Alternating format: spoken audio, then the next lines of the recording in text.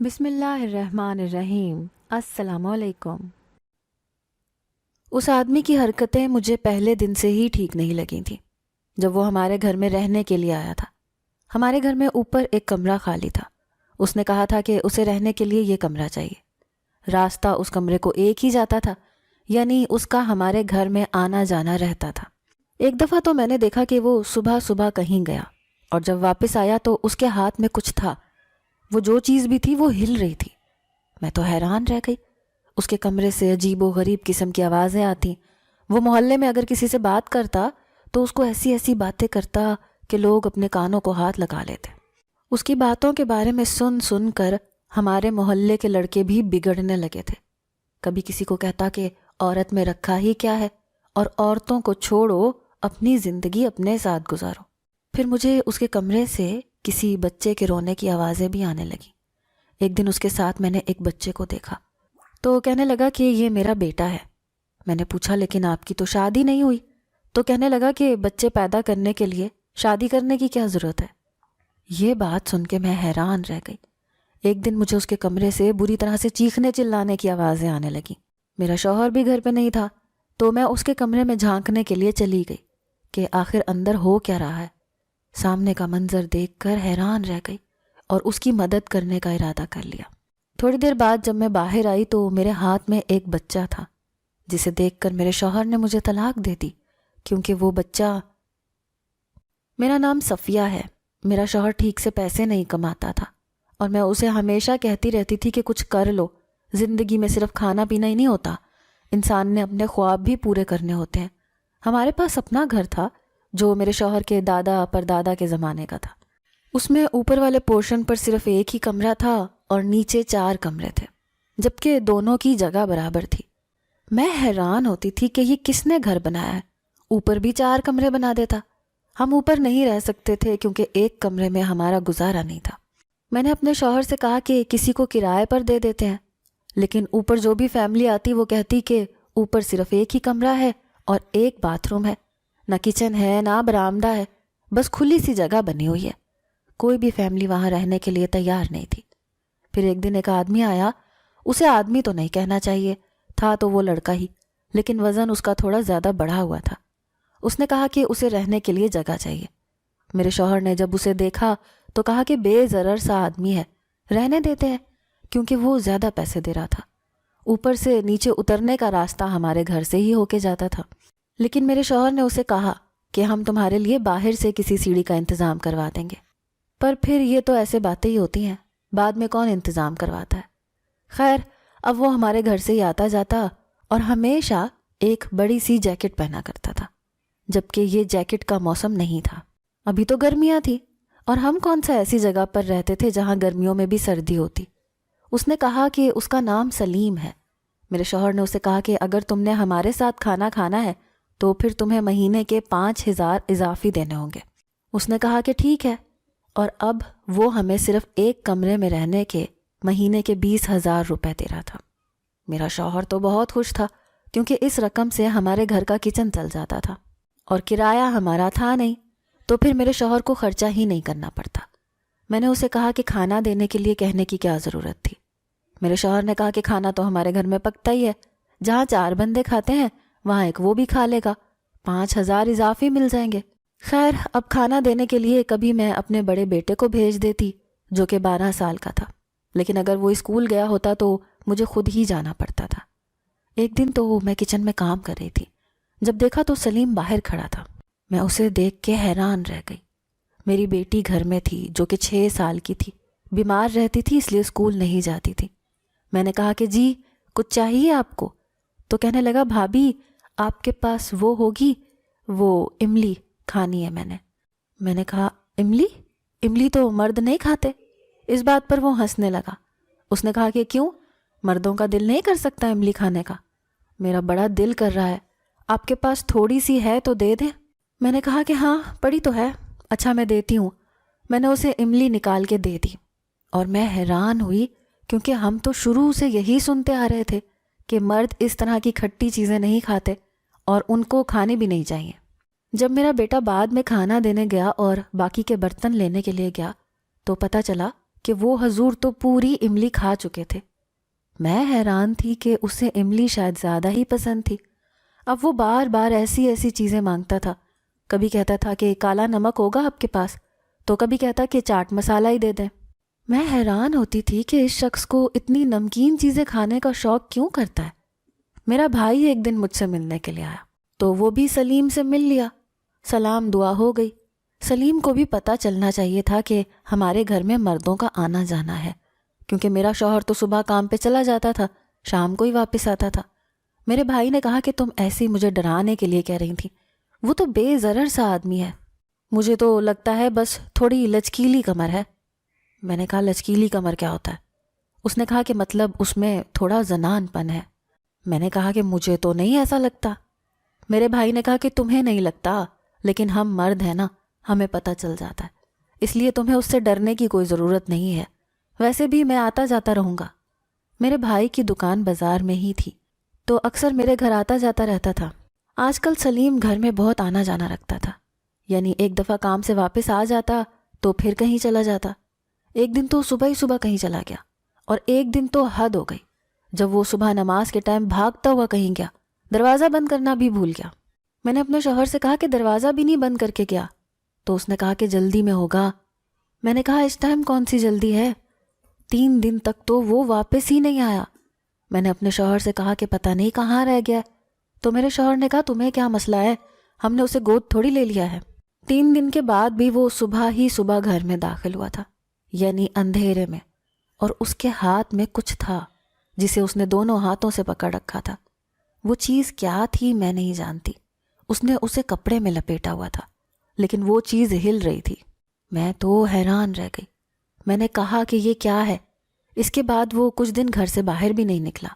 جب میرا بیٹا کھانا دینے کے لیے جاتا تو وہ باہر سے ہی کھانا پکڑ لیتا اور اندر بھی نہ آنے دیتا، جبکہ پہلے میرا بیٹا اس کے ساتھ بیٹھ کر تھوڑی بات چیت کر لیتا تھا۔ پھر مجھے ہمارے ہی گھر سے کسی چھوٹے بچے کے رونے کی آوازیں آنے لگیں۔ پہلے تو میں یہ سمجھی کہ ساتھ والوں کے گھر ولادت ہوئی ہے۔ میرے محلے کی ایک دوست نے بتایا کہ نہیں، ادھر تو آس پاس کسی کے گھر کوئی بچہ پیدا نہیں ہوا۔ میں نے کہا کہ پھر بچے کے رونے کی آواز کہاں سے آتی ہے؟ اس نے کہا کہ ہمیں تو لگا کہ تمہارے گھر سے آ رہی تھی، تمہارے گھر کوئی مہمان آیا ہوگا، تمہاری نند آئی ہوگی۔ میں نے کہا نہیں، میری نند کے سارے بچے میرے ہی گھر میں پیدا ہوئے ہیں، لیکن ابھی تو اس کے ہاں کوئی خوشخبری نہیں ہے۔ پھر مجھے پتہ چل گیا کہ یہ آواز سلیم کے کمرے میں سے آ رہی تھی، اور میں فوراً سمجھ گئی کہ اس دن وہ جو چیز کپڑے میں چھپا کے لا رہا تھا وہ کچھ اور نہیں بلکہ ایک نو مولود بچہ تھا۔ اور میں نے اسے دیکھ بھی لیا، اس کے پاس ایک بچہ تھا جو کہ بیٹا تھا۔ میں نے کہا کہ یہ کون ہے؟ کہنے لگا میرا بیٹا ہے۔ میں نے کہا تمہارا بیٹا کیسے ہو گیا؟ تمہاری تو بیوی بھی نہیں ہے، تو پھر بچہ کہاں سے آ گیا؟ اس نے کہا کہ دراصل بھابھی بات ایسی ہے، اب آپ سے کیا چھپانا، گھر والی بات ہے، میں اکیلا رہتا ہوں، میری زندگی میں کوئی نہیں ہے، اس لیے میں نے اس بچے کو گود لیا ہے تاکہ میری زندگی میں کوئی آ جائے، میری ایک چھوٹی سی فیملی ہو، میں اس کا خیال رکھوں۔ میں نے کہا کہ ایسا تھا تو آپ شادی کر لیتے، آپ کا اپنا بچہ ہو جاتا، آپ کو ایسا کرنے کی کیا ضرورت تھی؟ پتہ نہیں کس کا بچہ ہے جو آپ اٹھا کے لے آئے ہیں۔ اس نے کہا کہ نہیں، میں اٹھا کے نہیں لایا، میں نے باقاعدہ اس کو قانونی طور پر گود لیا ہے، لیکن میں شادی نہیں کرنا چاہتا۔ میں ذرا سی حیران ہوئی، شکل صورت کا تو وہ ٹھیک ہی تھا، گورا چٹا بھی تھا، پیسے بھی اچھے کماتا تھا، تبھی تو ہمیں اتنے سارے پیسے دیتا تھا، تو پھر شادی کیوں نہیں کرنا چاہتا تھا؟ میں نے کہا کہ آپ کی فیملی نہیں ہے؟ تو اس نے کہا کہ میری کوئی فیملی نہیں ہے، اسی لیے تو میں خاندان بنانا چاہتا ہوں، یہ میرا بیٹا ہے، میں نے اس کا نام ایان رکھا ہے۔ میں نے اس بچے کو گود میں اٹھایا تو پتہ نہیں کیوں مجھے ایسے لگ رہا تھا جیسے اس بچے کی شکل بالکل سلیم جیسی لگ رہی تھی۔ اس نے کہا کہ یہ میں نے گود لیا ہے، لیکن اس کی شکل کیوں اس سے مل رہی تھی؟ خیر، اب وہ اس بچے کو پالتا، اس کا خیال رکھتا، اسے اپنے ساتھ آفس بھی لے جاتا۔ وہ کہتا تھا کہ میرا کمپیوٹر کا کام ہے، اس لیے میں بچے کو بھی اپنے پاس رکھ لیتا ہوں، اور میرے آفس والوں کو بھی کوئی مسئلہ نہیں ہوتا۔ وقت اسی طرح گزرنے لگا۔ بچہ شاید 1.25 سال کا ہوا تھا کہ ایک دن پھر میں نے اس کے پاس ایک بچہ دیکھا۔ میں نے کہا کہ اب یہ کیا؟ تو کہنے لگا کہ اس کو بھی گود لیا ہے۔ اب اس نے گھر میں ہی کمپیوٹر رکھ لیا، وہ گھر بیٹھ کے ہی کام کیا کرتا تھا اور دونوں بچوں کو سنبھالتا تھا۔ محلے میں سے کسی کے ساتھ کبھی اس کی کوئی بات چیت ہو جاتی تو ان کو عجیب و غریب باتیں کرتا تھا۔ کہتا تھا کہ شادی کو چھوڑو، شادی میں کیا رکھا ہے، بچوں کو گود لو، بچوں کو پالو، مرد شادی بچوں کے لیے ہی تو کرتا ہے، تو بچے تو وہ گود بھی لے سکتا ہے۔ اس نے کریانے کی دکان پہ کھڑے ہو کے یہ بات کر دی۔ وہاں پر میری ایک دوست کا جوان بیٹا بھی کھڑا تھا، وہ بھی کہنے لگا کہ امی شادی میں کیا رکھا ہے، شادی کر کے تو انسان پھنس جاتا ہے، آپ بھی تو اپنے شوہر کے ساتھ اتنا لڑتی ہیں، کل کو میری شادی ہوگی، میری بیوی میرے ساتھ جھگڑے کرے گی۔ جب مجھے میری دوست نے یہ بات بتائی تو اس نے کہا کہ تمہارا کرایہ دار تو محلے کے لڑکوں کو ورغلا رہا ہے، الٹی سیدھی باتیں کر رہا ہے، خود تو بچے گود لے لے کے پال رہا ہے اور محلے کے لڑکوں کو بھی خراب کر رہا ہے۔ پر وہ یہ کہنے لگی کہ میری ایک کزن تھی، اس کو ایک بچہ گود لینا تھا، اس کو اتنا مسئلہ بنا، اسے کہیں سے بچہ نہیں مل رہا تھا، اتنی کاغذی کارروائی ہوئی تھی، پتہ نہیں کیا کر کرا کے کوئی 3 سال انتظار کے بعد اس کو ایک بچہ ملا تھا۔ اور یہ تمہارا کرایہ دار پتہ نہیں دھڑا دھڑ بچے کہاں سے لے کے آ رہا ہے، یہ تو اس طرح سے بچے لے کے آ رہا ہے جیسے کوئی بے وقوف عورت شادی کے 5 سال میں ہی 4 بچے پیدا کر لیتی ہے۔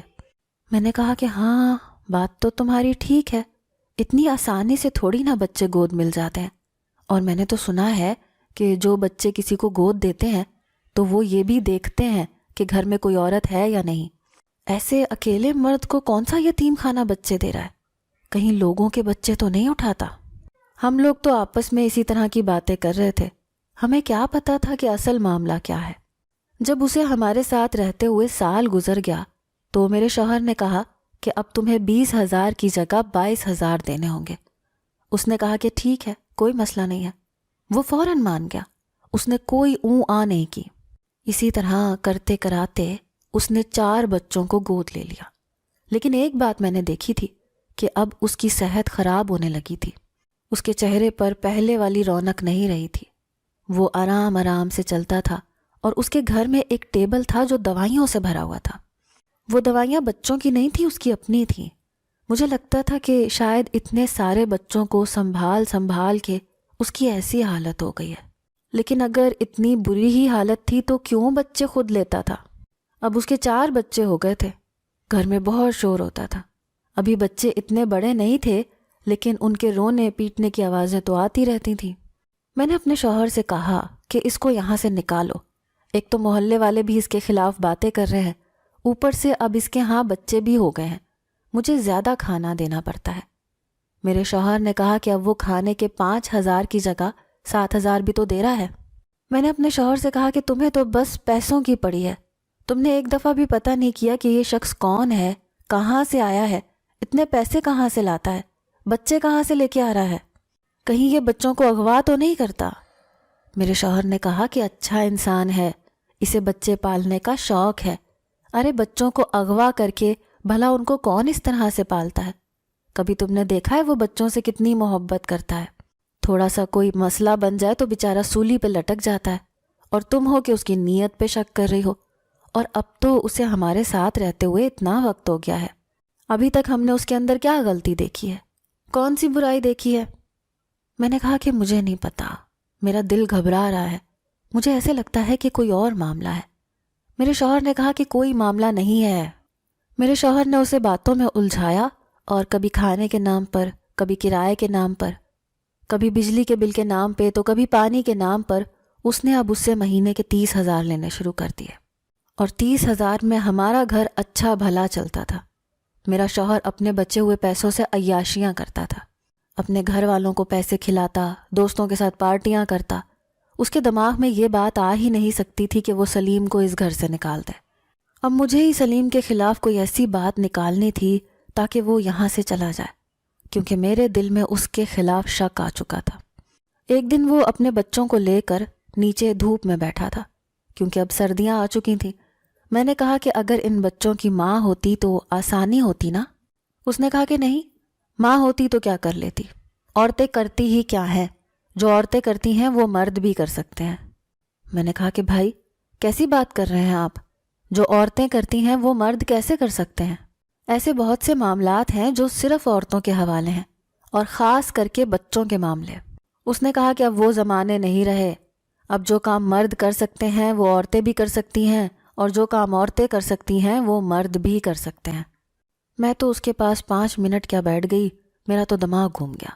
میں نے کہا کہ یہ کس قسم کی باتیں کر رہا ہے؟ کیا مرد بچے پیدا کر سکتے ہیں؟ کیا یہ بچے اس نے خود پیدا کیے ہیں؟ کس طرح کی باتیں کرتا ہے یہ پاگل آدمی؟ ہمیں پتہ چلا کہ ایک دن اس کے نام کوئی پوسٹ آئی تھی جس میں اس کو باہر کے ملک سے پیسے آئے تھے۔ ہم حیران ہوئے کہ ایسا کون سا کام کرتا ہے کہ اس کو باہر کے ملک سے پیسے آئے تھے، اور وہ بھی اتنے زیادہ۔ میرے شوہر نے کہا کہ اس کے پیسے ہیں، اس کو دے دو، تبھی تو وہ ہمیں اتنے پیسے دے رہا ہے۔ میرا شوہر تو صرف پیسے پیسے کر رہا تھا۔ پھر میرے شوہر نے اپنے دوستوں کے ساتھ سیر کرنے جانے کا پروگرام بنا لیا۔ اس نے کہا کہ وہ ایران جا رہا ہے اور 3-4 مہینے وہیں گزار کے آئے گا۔ میں نے کہا کہ 3-4 مہینے تو گھر پر نہیں آؤ گے؟ تو اس کا کہنا تھا کہ تو کیا ہو گیا، سلیم ہے نا، تمہیں کوئی کام ہوا تو اس کو کہہ دینا۔ میں نے کہا تم اس پر اتنا بھروسہ کیوں کر رہے ہو؟ میرے شوہر نے کہا کہ کیونکہ مجھے پتا ہے کہ اس کے حوالے سے ڈرنا نہیں چاہیے، ایسی کوئی بات نہیں ہے، وہ بیچارہ گھر داری میں پڑا ہے، بچے پالنے کا شوق ہے، یوں سمجھو کہ عورت ہی ہے وہ، سارا محلہ اس کے بارے میں یہی باتیں کرتا ہے، تمہیں پریشان ہونے کی ضرورت نہیں ہے۔ اور تمہارا بھائی ہے نا، اسے میں نے کہہ دیا ہے آتا جاتا رہے گا، چکر لگا لیا کرے گا، اور ہمارا بیٹا بھی تو بڑا ہو گیا ہے، ماشاءاللہ جوان ہونے والا ہے، تمہیں پریشان ہونے کی ضرورت نہیں ہے۔ میرا شوہر چلا گیا، اس کو تو ویسے بھی صرف سیر سپاٹے کی پڑی رہتی تھی۔ سلیم کی حالت پہلے سے بہت زیادہ خراب ہو گئی تھی۔ ایک دن تو وہ صبح صبح پھر سے کہیں گیا اور واپس آیا تو ہاتھ میں ڈھیر ساری دوائیاں تھیں۔ میں نے کہا کہ کیا ہو گیا؟ تو کہنے لگا طبیعت تھوڑی خراب رہتی ہے بھابھی، بس میرے لیے دعا کیا کریں، اگر مجھے کچھ ہو گیا تو ان بچوں کو کون سنبھالے گا؟ میں دل میں سوچنے لگی کہ اگر طبیعت خراب ہے تو اتنے سارے بچوں کو گلے میں ڈالا ہی کیوں تھا؟ اللہ نے مجھے 2 بچے دیے تھے، ایک بیٹا اور ایک بیٹی، اور اس کے بعد میں نے توبہ کر لی تھی، کیونکہ میں 2 سے زیادہ بچے سنبھال نہیں سکتی تھی۔ ویسے بھی میں اکیلی رہتی تھی، میں تو ان عورتوں پر حیران ہوتی تھی جو 8-8 بچے سنبھالتی تھیں، اور عورتوں کو کیا کہنا، یہ مرد ہو کے 4 بچوں کو سنبھال رہا تھا، اور اب اس کی اپنی حالت بہت بری تھی۔ اب تو اس کے گھر سے مجھے الٹیاں کرنے کی آوازیں بھی آتی تھیں، لگتا تھا اس کو واقعی کوئی بیماری ہو گئی تھی۔ کھانے میں بھی یہ سالن وغیرہ نہیں کھاتا تھا، بس کہتا تھا مجھے دودھ کے ساتھ روٹی دے دیں یا میرے لیے کوئی کھچڑی کھیر بنا دیں، اور میں بنا دیتی تھی کیونکہ ہم اس سے کھانے کے پیسے بھی تو لیتے تھے۔ مجھے مسئلہ نہیں ہوتا تھا، جہاں سب کے لیے بنتا تھا وہاں اس کے لیے بھی بن جاتا تھا۔ وہ اب ہمارے گھر کے فرد جیسا ہی بن گیا تھا، لیکن ہم اس کے معاملات میں بولتے نہیں تھے۔ میں نے ایک دن پوچھا کہ آپ کون سا کام کرتے ہیں، آپ کو باہر کے ملک سے بھی پیسے آتے ہیں؟ اس نے کہا کہ میں آن لائن کام کرتا ہوں اور یہ پیسے میں نے کچھ آرٹیکلز لکھ کر کمائے ہیں۔ میں نے کہا کہ آرٹیکل میں کیا لکھا آپ نے، کس موضوع پر تھے؟ اس نے کہا کہ میں نے عورت اور مرد کی برابری پر آرٹیکل لکھا۔ میں نے کہا کہ آپ بھی ان عورتوں کی طرح ہیں جو کہتی ہیں کہ عورت اور مرد برابر ہونے چاہیے۔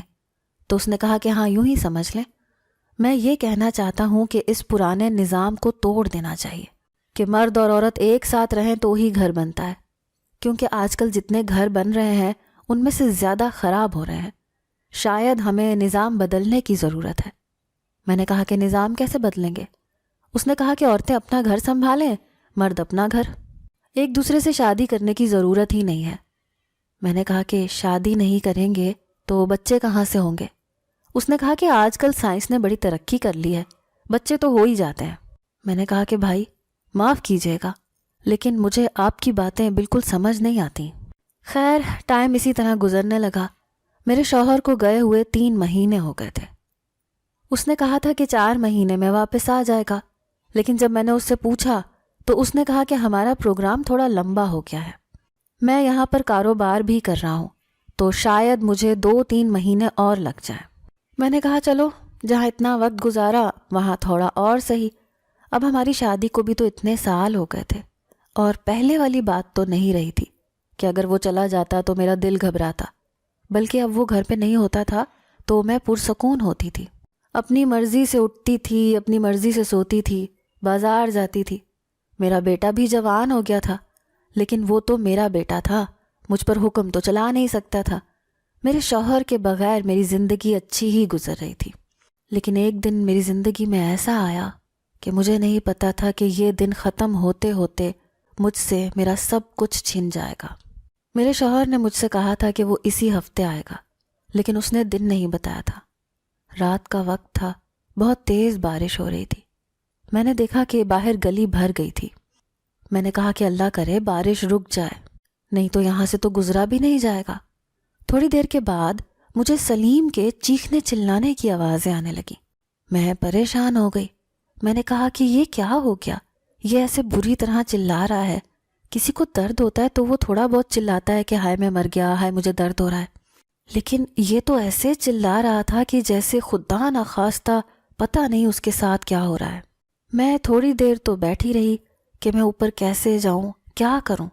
پھر میں نے سوچا کہ اس کے بچے بھی تو ہیں، ان کا کیا بنے گا، مجھے اوپر جا کر دیکھنا ہی چاہیے۔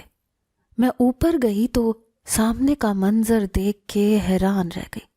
میرے تو قدموں تلے سے زمین نکل گئی، میرا دماغ گھومنے لگا۔ ہم جیسی عورتیں ایسے منظر دیکھنے کے بارے میں اپنے خواب میں بھی نہیں سوچ سکتی، جو منظر میری آنکھوں کے سامنے تھا۔ سلیم کا پیٹ بالکل پھول چکا تھا اور وہ ایسے چلا رہا تھا جیسے کوئی عورت چلاتی ہے۔ اس کے ساتھ ایک ڈاکٹر اور ایک نرس بھی موجود تھی اور وہ کچھ کرنے کی تیاری بھی کر رہے تھے۔ میں نے کہا کہ یہ کیا ہو رہا ہے یہاں پہ؟ انہوں نے کہا کہ ہم آپریشن کرنے لگے ہیں۔ میں نے کہا کہ آپریشن ادھر؟ اس نے کہا کہ ہاں، معاملہ بڑا سنگین ہے، لیکن اور کوئی راستہ نہیں ہے ہمارے پاس، آپ ہماری مدد کریں، ان بچوں کو سنبھالیں۔ میں نے کہا کہ ہاں ٹھیک ہے۔ میں بھی ان کے ساتھ مل گئی، جو وہ مجھے کہتے میں کرتی جاتی، اور میں حیران رہ گئی۔ سلیم نے ایک بچے کو جنم دیا۔ وہ بے ہوش ہو گیا، لیکن اس کی حالت ٹھیک تھی۔ ڈاکٹر نے مجھے بتایا کہ یہ بچہ بھی اسی کا ہے، اس دفعہ بھی بیٹا ہی پیدا ہوا تھا۔ اس کے 4 بیٹے تھے اور 1 بیٹی تھی۔ میں نے کہا کہ ڈاکٹر صاحب یہ آپ کیا کہہ رہے ہیں؟ اس نے کہا کہ آپ کو نہیں پتا، یہ خواجہ سرا ہے۔ میں نے کہا کہ یہ خسرا ہے؟ انہوں نے کہا کہ نہیں، خسرا نہیں، خواجہ سرا۔ خسرے اور خواجہ سرا میں فرق ہوتا ہے۔ خواجہ سرا وہ ہوتا ہے جو دیکھنے میں مرد جیسا لگتا ہے، لیکن اس کے اندر یہ نظام موجود ہوتا ہے کہ وہ اولاد پیدا کر سکتا ہے۔ یوں سمجھ لو کہ یہ ان چند لوگوں میں سے ہے جو یہ کام کر سکتا ہے۔ ہم انگلش میں اسے ٹرانسجینڈر مین کہتے ہیں۔ پڑھی لکھی تو میں بھی تھی، لیکن ان باتوں کے بارے میں مجھے نہیں پتا تھا۔ اور یہ بچے اسی کے تھے، اسی نے پیدا کیے تھے، تبھی تو وہ بیمار رہتا تھا، پریشان رہتا تھا۔ اسے بچے پیدا کرنے کا بہت شوق تھا۔ انہوں نے کہا کہ IVF کا طریقہ استعمال کر کے اس نے 5 بچوں کو جنم دیا ہے۔ ان بچوں کا باپ بھی یہی ہے۔ ڈاکٹر نے مجھے یہ سب کچھ سمجھانے میں کافی وقت لگایا، اور ساتھ ہی یہ بھی کہا کہ آپ یہ بات کسی کو نہیں بتائیے گا۔ ہمارا معاشرہ ان چیزوں کو قبول کرنے کے حق میں نہیں ہے۔ تبھی تو سلیم اس طرح کی باتیں کرتا تھا، اور پھر پتہ چلا کہ وہ کام بھی ایسے ہی کرتا تھا۔ وہ اسی طرح کے لوگوں کے حق میں آرٹیکل وغیرہ لکھ کر ڈالروں میں کمائی کرتا تھا۔ میں تو پھر خاموش ہو گئی۔ تھوڑی دیر کے بعد ڈاکٹر نے بچہ میرے حوالے کر دیا اور کہا کہ آپ اس کو سنبھالیں۔ میں وہ نومولود بچہ لے کر باہر نکلی۔ سانس میری پھولی ہوئی تھی، بارش کی وجہ سے میرے کپڑے بھی تھوڑے گیلے ہو چکے تھے۔ میرے سامنے میرا شوہر کھڑا تھا۔ اس نے کہا کہ صفیہ یہ سب کیا ہے؟ میں نے کہا کہ یہ بچہ، میرا شوہر سمجھا کہ یہ بچہ میرا ہے، کیونکہ وہ پورے 7 مہینے بعد گھر آیا تھا، اور وہ یہ سمجھ رہا تھا کہ اس کا باپ سلیم ہے، کیونکہ میں اس کے کمرے سے رات کے وقت یہ بچہ لے کر باہر نکلی تھی۔ بچہ بالکل چھوٹا تھا، پتہ چل رہا تھا کہ ابھی ابھی پیدا ہوا ہے، اور میرا شوہر تو یہ سوچ نہیں سکتا تھا کہ یہ بچہ سلیم نے پیدا کیا ہوگا۔ وہ تو یہی سمجھ سکتا تھا کہ یہ میرا بچہ ہے۔ اس نے کہا کہ میں گھر سے کیا چلا گیا، تم نے گھر میں رہنے والے آدمی سے چکر چلا لیا، اس کا بچہ تک پیدا کر لیا، اور اس کو ہاتھوں میں لے کے میرے سامنے کھڑی ہو۔ میں اسی وقت تمہیں اپنے پورے ہوش و حواس میں طلاق دیتا۔ ابھی میرے شوہر نے ایک دفعہ ہی یہ لفظ بولا تھا کہ ڈاکٹر بھی باہر آ گیا، اور میں نے جا کر اپنے شوہر کے منہ پر ہاتھ رکھ دیا۔ میں نے کہا پوری بات تو سن لو، کیا کر رہے ہو؟ میری حالت غیر ہونے لگی۔ میرا بیٹا بھی وہاں پر آ گیا، اچھا بھلا تماشا بن گیا۔ پھر شوہر کو بھی یہ ساری بات سمجھائی گئی۔ اب بات اتنی زیادہ عجیب تھی کہ کسی کی بھی سمجھ میں نہ آتی۔ اگر ہم نے یہ سب کچھ اپنی آنکھوں سے نہیں دیکھا ہوتا ہم کبھی بھی یقین نہ کرتے، لیکن یہ سب سچ تھا۔ دنیا میں ایسے بھی لوگ ہیں اور یہ سب کچھ بھی ہوتا ہے۔ حقیقت بڑی عجیب ہوتی ہے۔ اب حقیقت کے ترازو میں تول کے دیکھیں تو چیزیں ایسی ایسی موجود ہیں کہ آپ کو حیران کر دیتی ہیں۔ سلیم ہمارے ساتھ مزید 6 مہینے رہا اور اس کے بعد یہاں سے چلا گیا۔ اس نے کہا کہ یہاں پر اب لوگ میرے بارے میں سوال کرتے ہیں، اس لیے میں کسی اور شہر میں چلا جاؤں گا۔ کہہ دوں گا کہ میری ایک بیوی تھی، وہ مر چکی ہے اور یہ 5 بچے میرے ہیں۔ آپ لوگوں نے میرا بہت ساتھ نبھایا، آپ کا بہت شکریہ، اور میں اب آپ لوگوں کو کسی اور مصیبت میں نہیں ڈالنا چاہتا۔ وہ وہاں سے ہمیشہ کے لیے چلا گیا۔ اب پتہ نہیں کہاں رہتا ہے، لیکن اللہ کرے کہ جہاں بھی رہتا ہو سکون سے ہو اور اس کے بچے بھی خیریت سے ہوں۔ میں اس کی یہ کہانی کسی کو نہیں سناتی، سناؤں بھی تو کوئی یقین نہیں کرتا۔ آپ کو کیا لگتا ہے؟ یہ سب واقعی عجیب ہے نا؟ اگر آپ کو آج کی ہماری کہانی پسند آئی ہے تو اسے لائک کیجیے اور اپنے پیاروں کے ساتھ شیئر کیجیے، اور ہاں، اگر ابھی تک آپ نے ہمارا چینل سبسکرائب نہیں کیا تو ضرور کیجیے۔ ملتے ہیں کل ایک نئی اور دلچسپ کہانی کے ساتھ، تب تک کے لیے اللہ حافظ۔